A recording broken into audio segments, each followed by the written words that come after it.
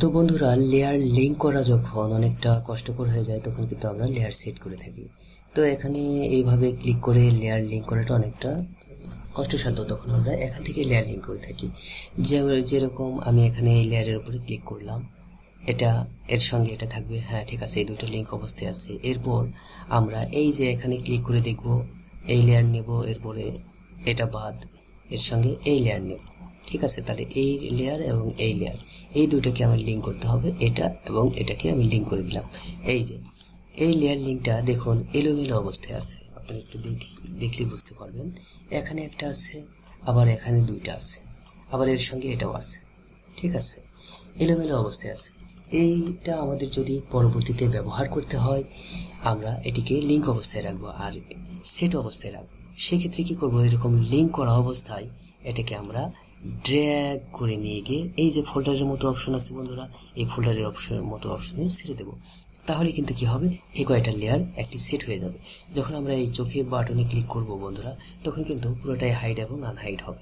এটি হচ্ছে লেয়ার সেটের সুবিধা। যে কোনো সময় আমরা চাইলে এই লেখাগুলোকে পরিবর্তন করে নিতে পারবো এবং নিজেদের মতো টেক্সট সম্পাদন করতে পারবো। আর এটা যেহেতু লেয়ার ছাড়া আছে বন্ধুরা, সুতরাং এটি হচ্ছে লেয়ার সেটের কাজ। ধন্যবাদ সবাইকে। ফটোশপে কোনো কিছু লেখার পর এটিকে কিভাবে আমরা পেজের মাঝ বরাবর নিয়ে যাব বন্ধুরা। পেজের মাঝ বরাবর নিয়ে যাওয়ার জন্য প্রথমে আমরা ভি বাটনে প্রেস করব। ভি বাটনে প্রেস করার পর আমরা কন্ট্রোল এ বাটনে প্রেস করব, সিলেকশন চলে আসবে এবং সেই সাথে সাথে দেখবেন ওপরের এই যে এই বাটনগুলো, প্রথমে আমরা এই বাটনে প্রেস করব এবং তারপরে আমরা এই বাটনে প্রেস করব। তাহলে দেখি, প্রথমে এই বাটনে প্রেস করলাম, মাঝ বরাবর গেল, এরপর আমি এই বাটনে প্রেস করলাম, দেখবেন ঠিক মাঝ বরাবর চলে আসবে। এরপর আপনি ব্যাকগ্রাউন্ডে ক্লিক করবেন, কন্ট্রোল ডি বাটন চেপে ডিসিলেক্ট করে দেবেন। এইভাবে আমরা পেজের মাঝ বরাবর যে কোনো লেখাকে নিয়ে আসতে পারি। ধন্যবাদ সবাইকে। ফটোশপের যে কোনো কাজই করার সময় প্রথমে ব্যাকগ্রাউন্ড এবং ব্যাকগ্রাউন্ডের উপরে লেয়ার নিয়ে কাজ করতে হয়। তো ব্যাকগ্রাউন্ড এটি যদি হয়, এর উপরে আমরা কিভাবে লেয়ার নিতে পারি বন্ধুরা।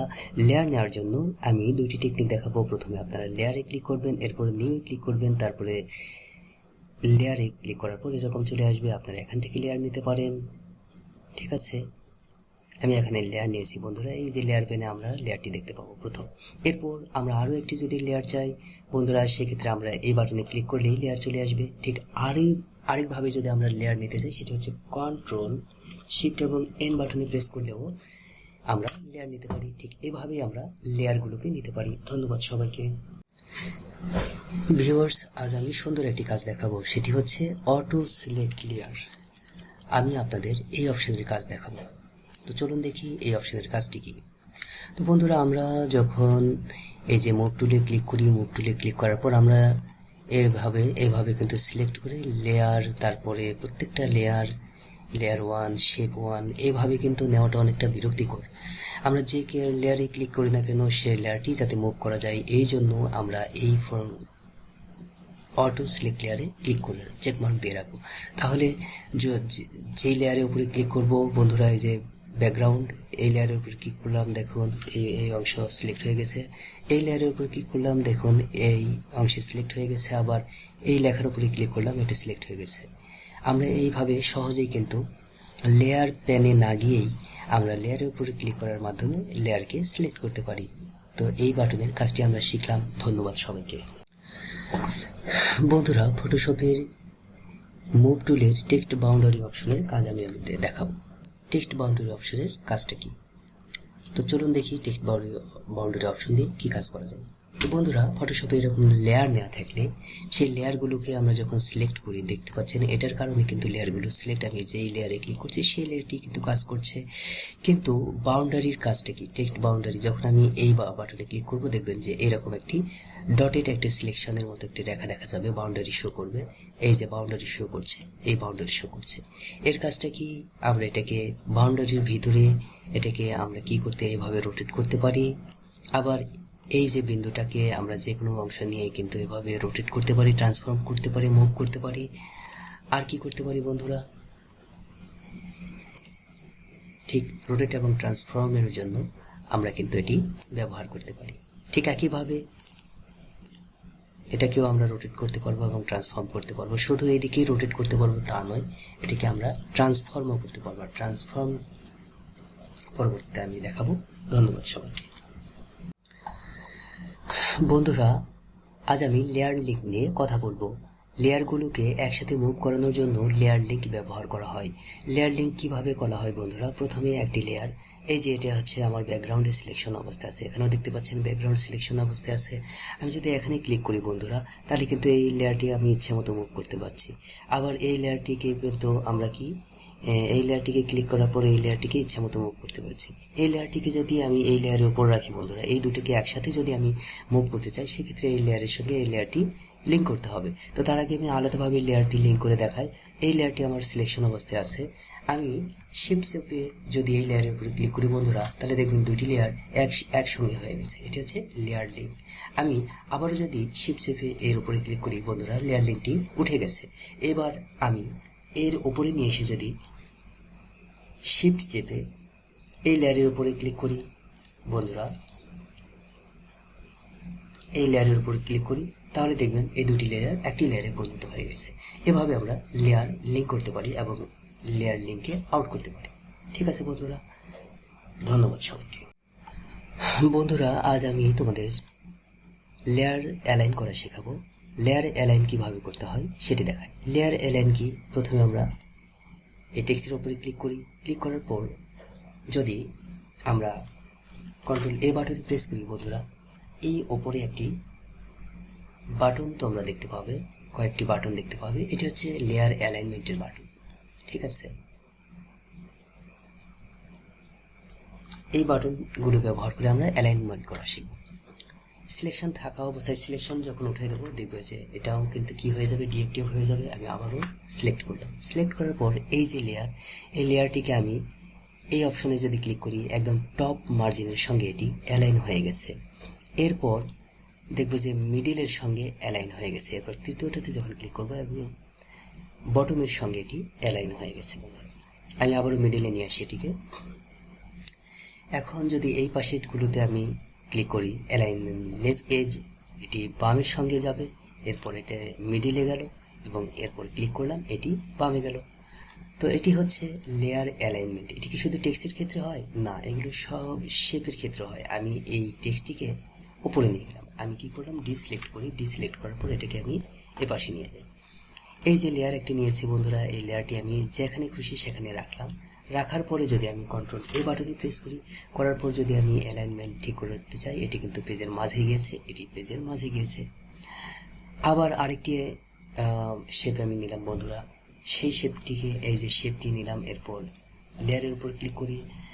এরপর আমি যেখানেই ক্লিক করি না কেন, এটি কিন্তু অ্যালাইন হয়ে যাচ্ছে।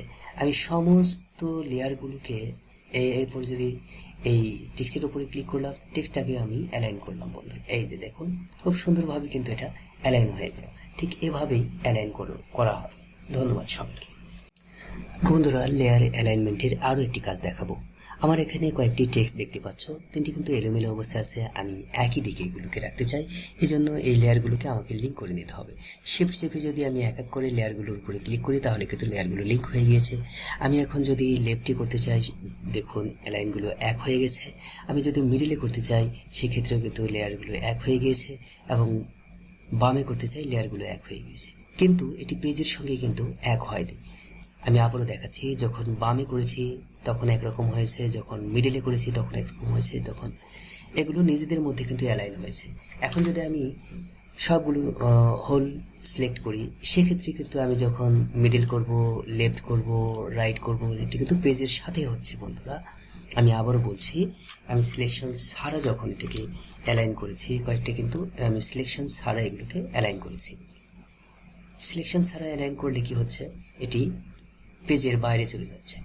আবারও দেখাই, কখনো পেজের বাইরে চলে যাচ্ছে, আবার কখনো মিডিলে। পেজের সাথে এটিকে আমি অ্যালাইন করার জন্য আমি সিলেকশন করে নেব। সিলেকশন করে নেওয়ার পর লিঙ্ক করা লেয়ারগুলোকে আমি যে বাটনে ক্লিক করি না কেন, সেই সাথে এটি কি হচ্ছে, অ্যালাইনটি হয়ে যাচ্ছে বন্ধুরা। ঠিক আছে, ধন্যবাদ সবাইকে। বন্ধুরা, আজ আমি লেয়ার লিঙ্কের আরও একটি কাজ দেখাবো।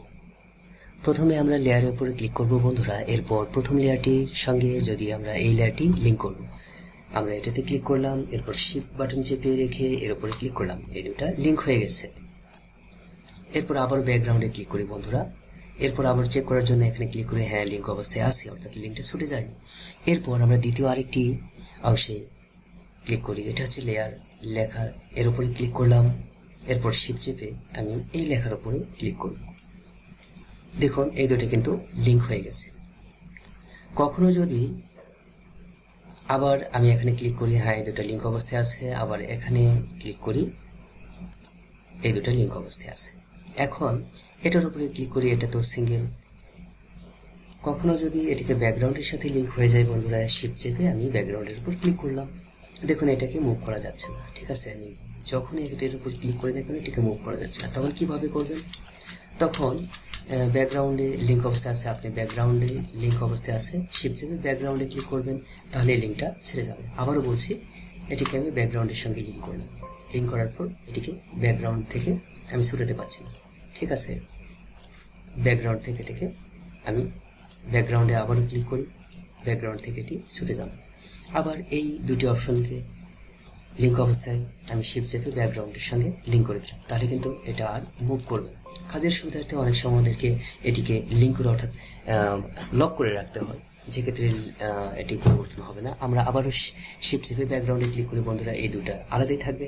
ঠিক একইভাবে যদি এটাকে আমি দেখাই দুটো ঠিক আছে, এটিকে আমি নড়াচড়া করাবো না, সেক্ষেত্রে আমি ব্যাকগ্রাউন্ডে ক্লিক করলাম, এটা ফিক্সড অবস্থায় আছে, এটি কোনো পরিবর্তন হবে না, লেয়ারটি লক অবস্থায় হয়ে গেছে। আমি ব্যাকগ্রাউন্ডে ক্লিক করি, সেক্ষেত্রে কিন্তু এই দুটা লিঙ্ক অবস্থায় আছে বন্ধুরা, ঠিক আছে। ধন্যবাদ সবাইকে।